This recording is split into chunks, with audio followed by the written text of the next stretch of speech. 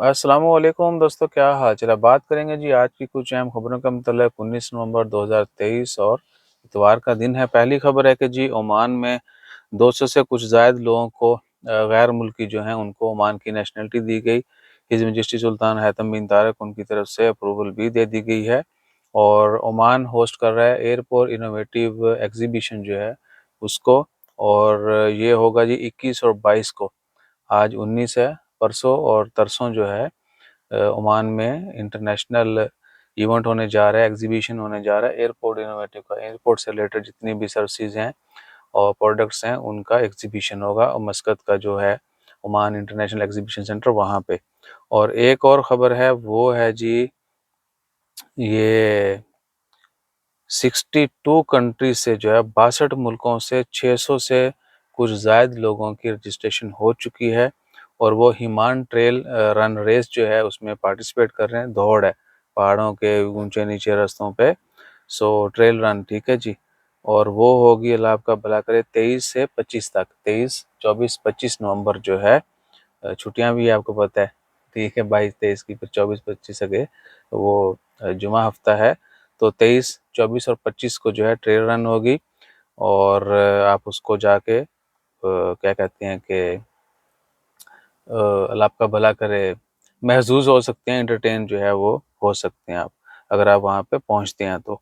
और पहला सेशन जो इनका स्टार्ट होगा 23 नवंबर को और वो होगा टाउन अलहमरा जो है, कह लें कि एग्जैक्टली जबल अखदर पे ये लोकेशन है। अलहमरा या बिरकात अल मौज जो है वहाँ से ये शुरू होगा ट्रैक और फिर मिनी मिनी 5700 मीटर, 6 किलोमीटर कह सकते हैं कि ये रेस है वो जारी रहेगी, ठीक है जी। और इसमें हाँ, जिन्होंने पार्टिसिपेट करना है उनकी ऑलरेडी रजिस्ट्रेशन हो चुकी है। और आजकल वो पोमग्रेनेट का भी चल रहा होता है सीज़न इधर जबल अखदर और बाकी बहुत सारी जगहों पे। सो अगर कोई दोस्त अब आप उधर जाए तो नार ले आए जे, असी भी रंग गोरा कर लिए, लाल कर लिए अनार खा के। और सुनने में तो यही आता है कि ओमान के अनार बड़े अच्छे हैं, लेकिन आजकल यमन के जो हैं वो छाए हुए हैं। Don't miss that. इजिप्ट के मैंगो अंब चढ़े हुए ने तो यमन दे अनार बेहतरीन चल रहा है। और क्या है, और ख़बरों में वल्लाही कोई बड़ी खबर नहीं आ गई। ये कल की थी यार, किधर की खबर, वो थी, अल्लाह आपका भला करे,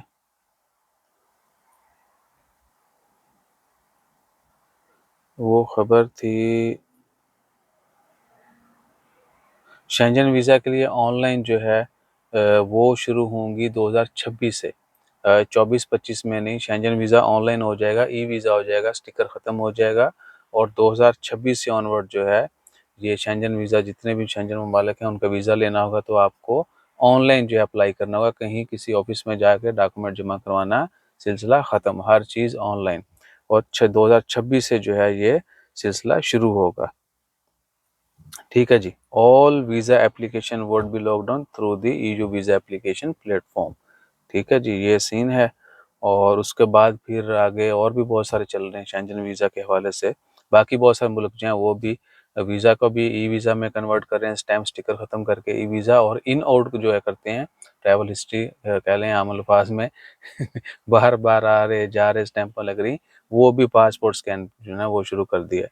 और फ्यूचर अनकरीब में, यानी अनकरीब मुस्तकबिल जो है उसमें आपका जो है पासपोर्ट भी डिजिटल होने जा रहा है। बहुत सारे मुल्कों में हो गया है, यूज़ भी हो रहा है, उसका ट्रायल भी जारी है और वो भी होने जा रहा है। बहरहाल जी ये खबरें थी आज की कुछ चंद सीधा सीधा। वर्ल्ड कप का बताइएगा क्या सीन है आज, अपना ख्याल रखिएगा, दुआ में याद रखिएगा। जज़ाकल्लाह, अल्लाह हाफिज़।